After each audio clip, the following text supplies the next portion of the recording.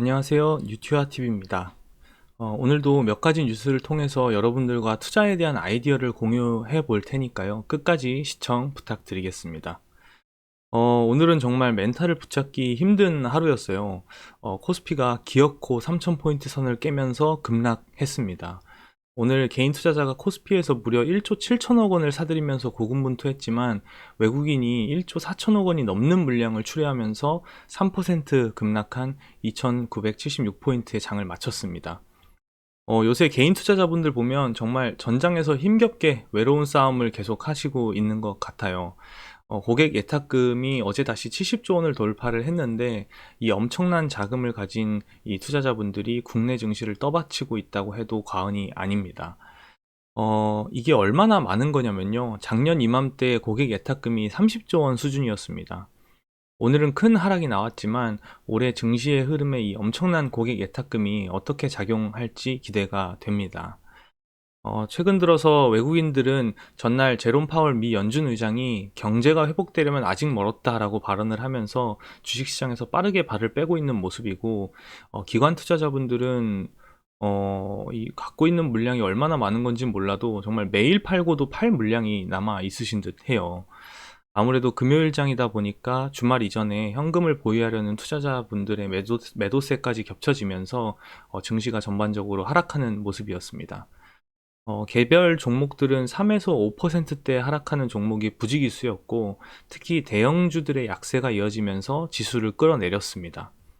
저도 개인 투자자로서 오늘 장에서 이 가진 종목 중에 일부를 손절해야 하나 계속 들고 있어야 하나 정말 몇십 번씩 고민을 했던 것 같습니다. 아마 시청자분들도 마찬가지실 거예요. 이 손실은 눈덩이처럼 커져만 가는데 손절 버튼에는 손이 쉽게 가지를 않습니다. 그렇지만 개인적인 생각으로는 여러분들이 가지고 계신 회사 자체가 망가진 게 아니라 이 시장의 수급 상황이 요새 워낙 좋지 못한 상황이라서 오늘 급락이 나왔다라고 보거든요. 뭐 워낙 단기간에 급등한 종목들도 많았고요. 그렇기 때문에 여러분들도 이 가지고 계신 종목을 정말 면밀하게 평가해 보신 후에 가져갈 것은 계속 버티면서 보유를 하시고, 내쳐야 할 종목은 냉정하게 비중을 줄여 가시면서 이 포트 관리 또 멘탈 관리에 힘쓰셔야 할 것 같습니다. 저도 코로나 이전부터 투자를 오래 해오고 있는 개인 투자자지만 오늘은 정말 약간 아주 잠깐 동안은 작년 3월에 그 지수가 팍팍 흘러내릴 때 그때의 느낌을 좀 받으면서 그 공포가 약간 떠오르기는 했습니다. 뭐 전 세계적으로 유명하신 투자자분들도 그렇고 많은 주식 유튜버 분들도 그렇고 하시는 말씀이 이 현금 비중은 한 2, 30%씩은 꼭 유지하라라고 강조를 하시잖아요. 저도 근데 이게 가장 어려운 것 같아요. 많은 개인 투자자분들도 그렇겠지만 증시가 어디가 저점인지는 정말 아무도 모르잖아요. 나는 저점인 줄 알고 또는 저점에 근접한 줄 알고 보유하고 있었던 현금을 쏟아 부어서 매수를 했는데 다음날 더 떨어지고 그 다음날 더 떨어지고 할 수도 있으니까요. 그렇기 때문에 이 분할 매수도 정말 중요한 것 같습니다. 마음에 드는 종목이 하락한다고 해서 한 번에 갖고 있던 현금을 모두 사용해서 매수하시기보다는 며칠에 걸쳐서 분할해서 매수하는 방향이 훨씬 나을 것 같아요. 저도 그렇고 이 시청자분들도 그렇고 실전 투자를 이렇게 해 나가면서 상승장도 겪고 조정장도 겪어보면서 매일매일 꾸준히 투자를 해 나가시다 보면은 나름대로의 투자 원칙도 생기고 노하우도 생길 거라고 굳게 믿고 있습니다. 오늘은 여러분들이 단기 등락에 상관없이 꾸준히 들고 갈 만한 종목들 관련 뉴스로 준비해 봤으니까요. 끝까지 시청해 주시면 감사하겠습니다. 우선 첫 번째 소식은요, SK 하이닉스 호실적 관련 소식입니다. SK 하이닉스가 지난 한 해 연간 매출 31조 9천억 원, 영업이익 5조를 달성했다고 밝혔고, 이는 전년 대비 매출액이 18%, 영업이익이 84% 각각 증가한 수치입니다. 이 실적은 지난 2018년 이후 2년 만에 연간 영업이익 수준이 5조 원대로 복귀한 거라고 해요. 제품별로는 D램 출하량이 전분기 대비 11% 증가했고 낸드 플래시는 8% 증가했습니다. SK 하이닉스는 올해 글로벌 기업들이 신규 데이터 센터 투자에 나서고 있는 만큼 자사 D램 제품의 수요가 확대될 거로 내다봤고, 이 낸드 플래시 시장에서 역시 모바일 기기의 고용량 제품 채용 증가 등의 이유로 하반기부터는 시황이 회복될 거라고 밝히면서 좋은 실적이 향후에도 계속될 거라고 밝혔습니다. SK 하이닉스의 메모리 생산은 그동안 다소 D램 쪽에 편중이 되어 있었는데요. 매출을 기준으로 봤을 때 D램이 약 72%, 낸드가 23%를 차지하고 있습니다. SK 하이닉스는 향후 이 낸드 쪽을 강화하면서 실적 개선을 이뤄내는 전략을 취할 것으로 예상이 되고 있습니다. 이런 기조로 지난 10월에 SK 하이닉스는 인텔의 메모리 반도체 사업을 10조 원에 인수한다고 밝혔었죠. 지난 영상에서 말씀드렸다시피 현재 낸드 플래시 메모리 시장 점유율은 1위인 삼성전자가 30%가량을 차지를 하고 있고, SK 하이닉스와 인텔이 각각 11% 정도씩을 차지하고 있습니다. 이 인수건으로 인해서 SK 하이닉스의 낸드 플래시 시장 점유율은 삼성전자에 이어서 단숨에 2위로 올라가게 될 전망이고, 올 6월부터는 인천에 새로 지은 세계 최대 규모의 SK 하이닉스의 16번째 반도체 공장도 양산을 시작할 예정이라 이 생산 캐파가 굉장히 늘어날 전망입니다. 다만 인텔의 메모리 반도체 사업에 10조 원이라는 적지 않은 자금을 소요한 만큼 올해 SK 하이닉스가 설비 투자 등에 얼마나 많은 추가 자금을 투자할 수 있을지도 SK 하이닉스 실적 개선 여부의 관전 포인트가 될 것 같습니다.